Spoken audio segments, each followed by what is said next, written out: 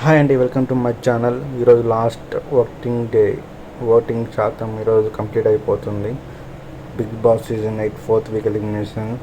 So ఈ week ఎవరు elimination అయిపోతారంటే టాప్ 2 బాటమ్ ఉండేది వాళ్ళిద్దరు ఫ్రెండ్స్, చాలా క్లోజ్ ఫ్రెండ్స్ వాళ్ళిద్దరు లేకుంటే అసలు ఒకరొకరు లేకుండా సరిగా గేమ్ కూడా ఆడరు. అలాంటి వాళ్ళు ఇద్దరు చాలా క్లోజ్ ఫ్రెండ్స్.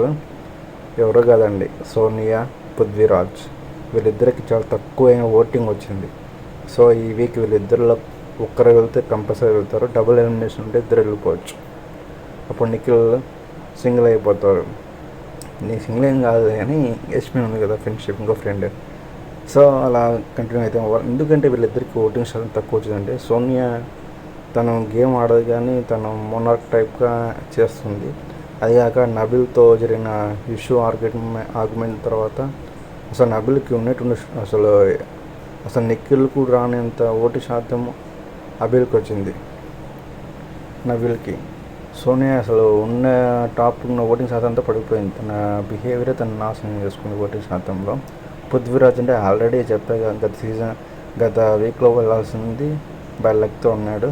బట్ ఇప్పుడైతే ఈ వీక్ కంపల్సరీ పృథ్వీరాజ్ వెళ్ళిపోతాడు హౌస్ నుంచి డ్యామ్ షూర్గా. సో ఒక డబుల్ ఎలిమినేషన్ ఉంటే సోనియా కానీ పృథ్వీరాజ్ ఇద్దరు పోటీ పడుతున్నారు. ఎవరు వెళ్తారు వస్తుంది. డబుల్ ఎలిమినేషన్ అయితే మాత్రం ఉంటే వాళ్ళు ఇద్దరు వెళ్ళిపోతారు బిగ్ బాస్ సీజన్ 8 నుంచి. అప్పుడు షో బాగుంటుంది. ఎందుకంటే వీళ్ళకి మొత్తం గ్రూప్ గేమ్ నిఖిల్, సోనియా, పృథ్వీరాజు, యష్మి వీళ్ళ వల్లనే అసలు గేమ్ ఇంట్రెస్ట్ కూడా పోతుంది మిగతా కంటెస్టెంట్స్కి.